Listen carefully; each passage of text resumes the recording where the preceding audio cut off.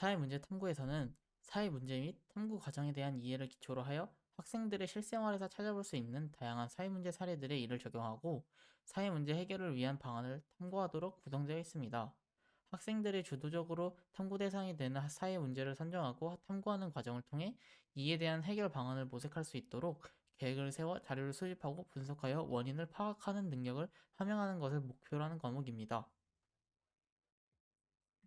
과목의 내용 체계는 차례로 사회문제 이해, 게임 과몰입, 학교폭력, 저출산 고령화에 따른 문제, 사회적 소수자에 대한 차별, 사회문제 사례 연구입니다.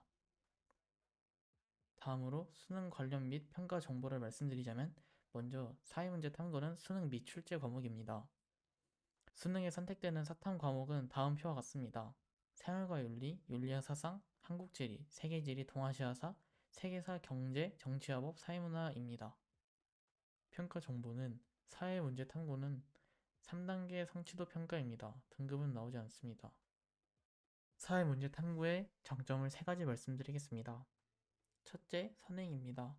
사회문제 탐구는 사회문화 과목을 관통하는 개념인 거시적 관점, 미시적 관점, 기능론, 갈등론, 상징적 상호작용론 같은 핵심 개념을 첫 단원에서 다룹니다. 고로 사회문화를 공부할 때 미약하게 선행이 되고 이미 이를 공부한 학생은 복습 및 심화학습이 될 수도 있습니다. 둘째는 심도입니다. 사회 문제에 대해 뉴스로 접한 후 그냥 그런가 보다 하고 넘어갈 수도 있지만 이 과목을 통해 좀 더 깊게 고민할 수 있습니다.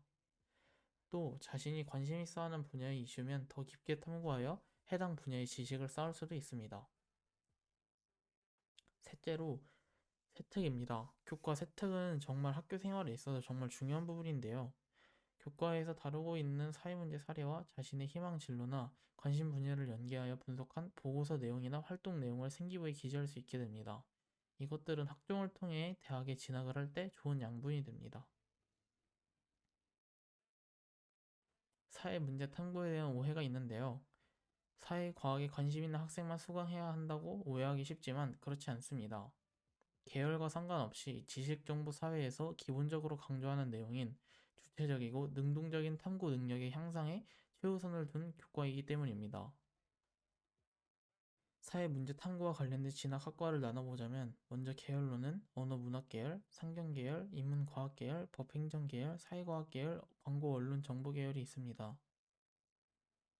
더 자세히 학과를 읊어보자면 철학과, 경영학과, 경제학과, 금융공학과, 언론정보학과, 사회학과, 사회복지학과, 가정학과, 국제학과, 법학과, 정치외교학과, 행정학과, 도시공학과, 교육학과, 초등교육과, 유아교육과, 인공지능학과, 융합학과 등등이 있습니다. 다음으로 그렇다면 우리 학교에서는 사회문제 탐구의 진도를 어떻게 나갈까요? 먼저 평가 계획을 보면 수행 100%입니다. 첫 수행으로 과학적 탐구 절차가 있고, 둘째로는 정보사회의 다양한 사회문제 논술 평가, 셋째는 정보사회의 다양한 사회문제 구술 평가가 있습니다. 두 번째, 세 번째 수행 평가는 자신의 희망 진로나 관심 분야와 연계하여 진행하기 딱 좋은 평가입니다.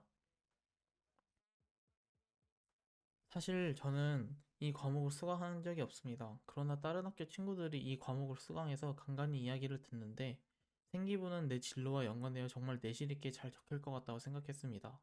꼭 문과가 아닌 이과를 희망하는 학생들도 사회문제 탐구를 선택하여 좋은 생기부를 만들었으면 좋겠습니다. 감사합니다.